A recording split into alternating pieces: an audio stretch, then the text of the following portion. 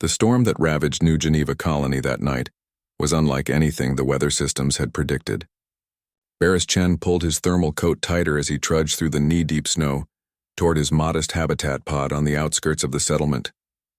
The wind howled like a wounded beast, carrying ice crystals that stung any exposed skin.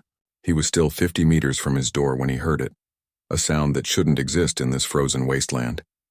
Someone was crying. Barris stopped, his breath forming clouds in the frigid air as he strained to listen over the storm's fury. There it was again, weak and desperate.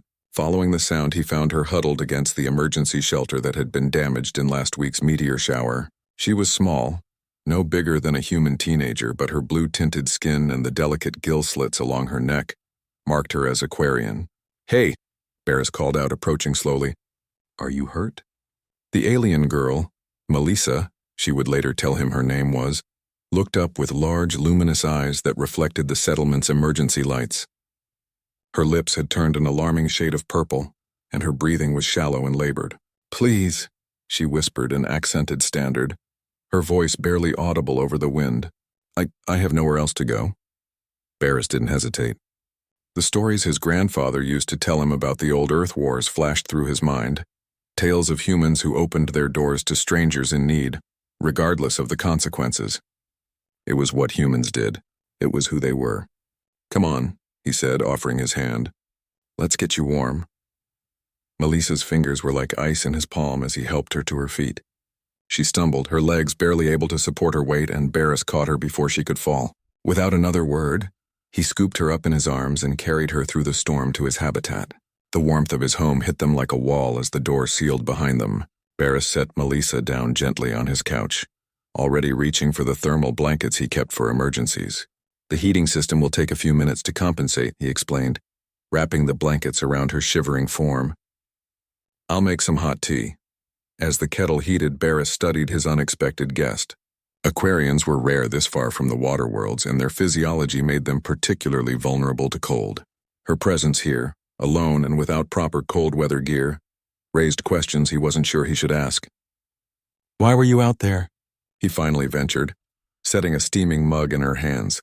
Melissa's grip on the cup was unsteady, but she managed a sip before answering. "The transport. They said my documentation wasn't proper. Left me at the spaceport with nothing." Her voice carried the weight of exhaustion and defeat. "The shelters were full, and the others, they don't like my kind here." Barris felt a familiar anger rise in his chest. The galaxy had come so far since the early days of first contact, yet prejudice still reared its ugly head in the frontier colonies. Aquarians were often viewed with suspicion due to their homeworld's neutral stance during the sector wars. "Well, you're safe now," he said firmly. "You can stay here tonight. Hell, stay as long as you need to." Melissa's eyes widened in surprise. "You would do that for me? But you're someone who needed help," Barris interrupted. "That's all that matters." Over the following days, as the storm raged outside, Melissa shared her story. She was a xenobotanist, traveling to New Geneva to study the planet's unique flora that somehow thrived in the harsh climate. Her research could potentially lead to new agricultural techniques that would help feed the expanding human colonies. But bureaucratic red tape and colonial prejudice had left her stranded. Barris listened, offering food, warmth, and something even more precious: respect. He asked about her work, her homeworld, her dreams.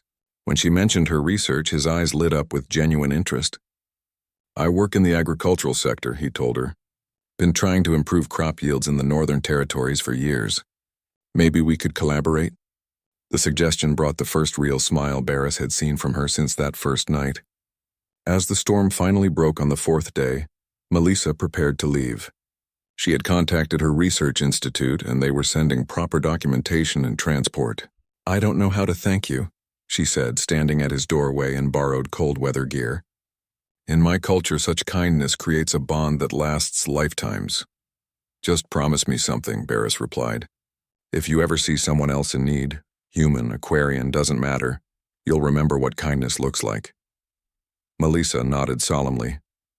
"I will. And Barris, your grandfather's stories about humans, they're all true, aren't they?" He smiled, thinking of the old man who had raised him with tales of human compassion and courage.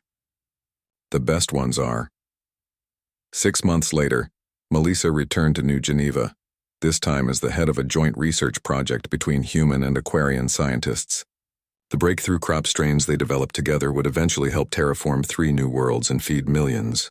But Barris always maintained that the real victory wasn't scientific. It was the simple act of opening his door to a stranger in need, proving once again that humanity's greatest strength wasn't their technology or their ambition. It was their willingness to help, to protect, to care for those who had nowhere else to turn. The galaxy had many species, each with their own gifts, but only humans, it seemed, had perfected the art of being human.